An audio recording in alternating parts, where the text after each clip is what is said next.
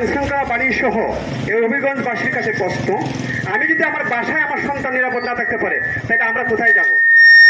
আজকে এই জরিদাস এসএসসি পরীক্ষার্থী সে নির্মমভাবে এলোপাতারি কূপ এবং আঘাতের মাধ্যমে সে বাসায় মৃত্যুবরণ করে।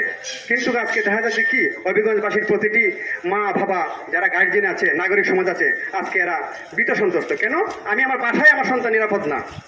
সেই জন্য হবিগঞ্জবাসীর পক্ষ থেকে আমাদের আইনশৃঙ্খলা বাহিনীর কাছে এবং প্রশাসনের কাছে এবং রাষ্ট্রের সরকার, বর্তমান যে সরকার আছে তাদের কাছে দাবি, অতি দ্রুত এই দুষ্কৃতিকারীদের আইনের আওতায় এনে কঠোর থেকে কঠোরতম শাস্তির বিধান করে নাগরিক মনে স্বস্তির সঞ্চার আপনারা করুন।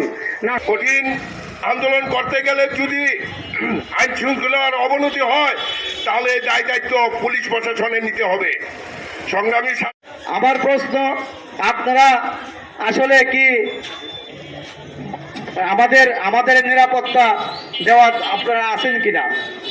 যদি আপনারা থাকতেন এই 15 বছরের এসএসসি পরীক্ষার্থী এইভাবে নির্মম হত্যাকাণ্ড হতো না। আমি প্রশাসনের দৃষ্টি আকর্ষণ করে বলতে চাই, যত দ্রুত সম্ভব